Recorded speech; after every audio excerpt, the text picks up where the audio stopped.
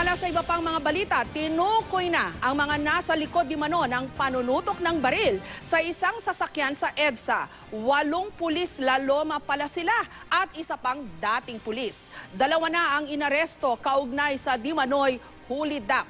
Nakatutok si Ian Cruz. Lunes noong nakarang linggo nang bulabugin ng social media ng larawan ng ilang armadong lalaki na nakapalibot sa isang SUV sa EDSA.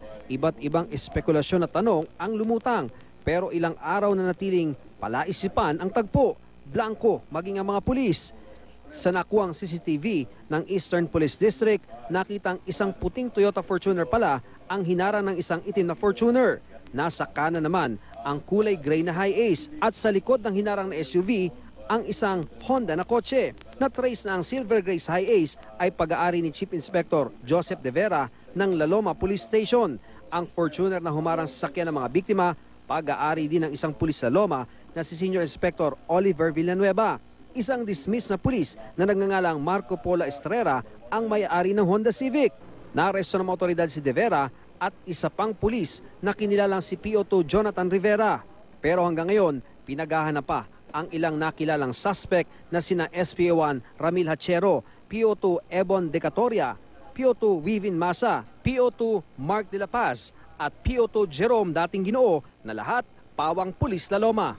Base sa investigasyon, lumilitaw na alas 2:45 ng hapon noong September 1 nang mangyaring insidente sa tapat ng isang gasolinahan sa EDSA Wakwak, 2 ang sakay ng Fortuner. Ayon daw sa driver, may dala silang 2 milyong pisong pambayad sa heavy equipment. Hinarang sila ng ilang armadong lalaki mula sa ibang sasakyan at binasag ang likod na windshield ng SUV.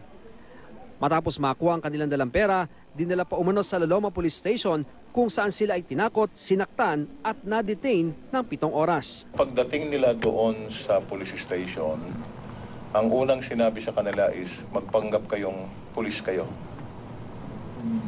Pagpanggap kayong pulis kayo. So directly, they were brought upstairs sa second floor sa isang opisina doon. And they were held there for about an hour. After that, ay ibinaba sila sa ground floor. Then ibinalik sila doon sa second floor na wala namang sinasabi kung anong naging violation nila. Basta kinuha lang yung ATM cards, withdraw after having determine the PIN number. Ayon pa sa driver, kinuha ang PIN number at ATM niya para i-withdraw ang pera nila. Gabi na ng araw na iyon, pinasakay daw muli sila sa Fortuner na gawa na ang nabasag na salamin sa likod. Imineneho daw muli ni Chief Inspector De Vera kasama ang isang pulis at iniwan sila pagdating ng EDSA.